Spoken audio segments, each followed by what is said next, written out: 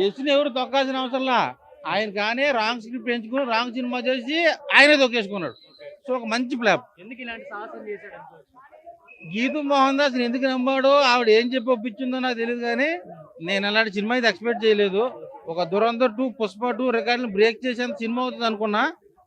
So మంచి అట్టపల్లా పడిపోయింది. కానీ రుక్మిణి వసంతన్ గ్లామర్ మాత్రం నైట్ కుర్రోళ్ళు కళ్ళకి వచ్చింది, అంత బాగా చూపించాడు. సినిమా అయితే నాకు నచ్చలేదు. అన్ని సీన్స్ ఉన్నాయి.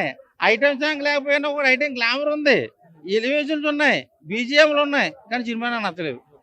సో నేను థియేటర్కి వెళ్ళి 10 నిమిషాలకు నాకు అర్థమైపోయింది, ఒరే ఒరే ఒరే పొడుకోక నిద్ర వచ్చేస్తున్నా అనిపించింది. అయినా సరే నేను పెట్టి 400కి న్యాయం జరగాలని నేను కొట్టుకుని నిద్రలేపారు చూసా. అప్పటికి థియేటర్ బద్దలు వెళ్ళిపోదాం అనుకున్నా, అయినా వదలలేదు, డోర్లు మూసేశారు. తలనొప్పి తెచ్చుకుంటూ వేసుకుంటాం కదా అమృతాంజన తలనొప్పి బామ్మ. సో సినిమా అయితే డిజాస్టర్ అండి, నాకు నచ్చలేదు. So utter flop. నేను 5కి 0 ఇస్తానండి. 0 ఇవ్వడమే ఇచ్చేయడమే మంచి అటర్ ఫ్లాప్. అందరికన్నా నాకు రుక్మిణి వసంతన్ నచ్చింది, నా పాలచించక్క. సో నాకు బాగా నచ్చింది.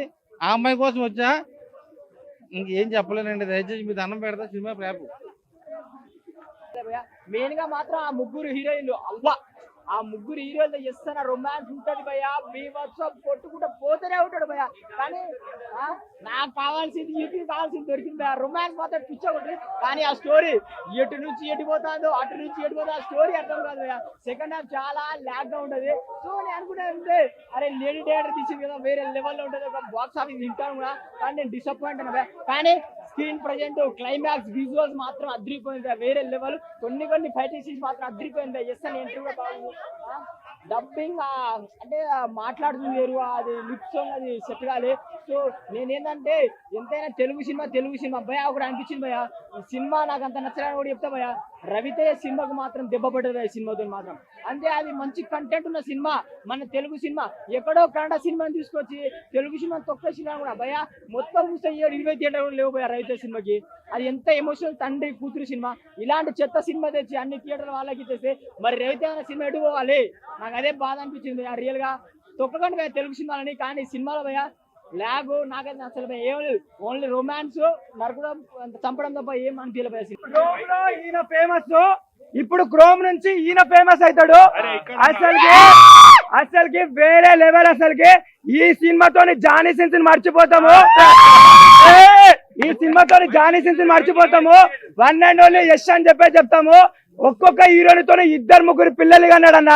ఆఖరికి అరుంధతి సినిమాలో పసుపతి అయిన అరుంధతిని వదిలేసింది, కానీ ఈ యశ్ మాత్రం ఏ హీరోని వదలలే అన్న. అంతలా పండి పిసికిండు.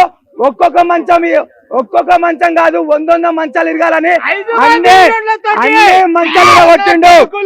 కానీ ఒక్క హీరోని గురించి చెప్తా, నయనతార నువ్వు చాలా వరస్ట్ గా చేసినావు. ఎందుకంటే మా అల్లు అర్జున్ కి డిస్రెస్పెక్ట్ ఇచ్చిన అవార్డులలో. సో నువ్వు వరస్ట్ హీరోయిన్ అని చెప్పుకోవచ్చు. నువ్వు పనికిరావు టాలీవుడ్ లో. మా అల్లు అర్జున్ బాయ్ కి మోసం చేసిన దానివే. TFI లో బ్యాన్ చేయాలి నేను ఫస్ట్. చల్.